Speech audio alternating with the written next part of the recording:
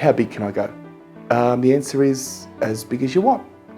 The only limitations you've got, so the answer is yes, you can have whatever you want, as big as you want, and then we're just going to look at, okay, so what's going to bring that back is, how big is the space that we've actually got to play with, like as a total net area within the building envelope, and then to make it cost effective, so that's the first limitation on the size, that's how big you can go, is how much floor space there is that we can put a mezzanine floor in, and then there's considerations, what will the town planning of the local municipal shire allow us to do? So in terms of how many square metres, so additional, so you add extra 100 square metres of mezzanine or 200 square metres, you need an extra 1.5 car parks per 100 square metres of additional storage area. So the mezzanine is going to be used for storage. So 200 square metres, we need another 3 car spaces, or an exemption for that. And so that's the one cap. So in some shires they say, great, you've added 300 square metres. If you want to add 300 square metres, you want to use it as an office. We need, an extra 10.5 car parks for that. We want you to pay us $15,000 a year as a car park in lieu levy for us to maintain a car park in your locality. So you might go, okay, what do I need to get under that? Well, I'd suggest the VicSmart application, the town planning application for that you can use the mezzanine for a mezzanine floor application if it requires a car park reduction of less than 10 car spaces.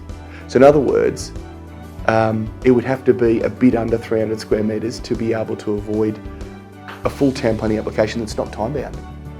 Whereas if it's say 250, 260 square metres, so you're just under the 10 car park reduction, that's if that's required. You might have a generous factory in, somewhere in Victoria, could be an industrial park, and you've got plenty of car spaces, so that's not the trigger. So that wouldn't be a limitation on the size. But if you are a tight space, most likely, which is why you want a mezzanine, then you will have that car park consideration. So that's have as big as you want, but if you want it to be this year, then you need the VicSmart application, so it needs to be a less car park reduction of less than 10 in the request. The other limitation on size is the fire. So if it's greater than 200 square metres, it's no longer a mezzanine, it's a floor.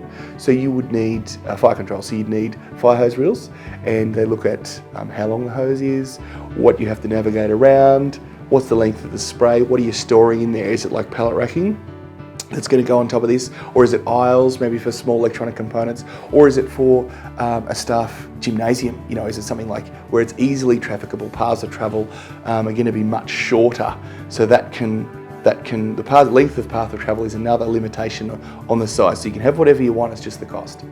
And also with if it's for staff access, staff accommodation, and the total upper floor area exceeds 200 square metres, it also brings into the code the disability access. So basically, what that means is from all points of the floor, from the building entry, we need disabled access all the way up. And people say to us all the time, hey, no one here's in a wheelchair. They mightn't be yet, heaven forbid. But the building code is immovable, and we have to comply with that. So what it can be is that the areas are detached. So it could be that you have a second staircase that comes down and then there's this second area. And I know people do works illegally. Do not recommend it. I do not recommend it. So if there's like a separate contained area that's 200 square metres on its own, just under, so 199, then it doesn't require disability access to that floor if it's going to be for pedestrians, like a staff accommodation area.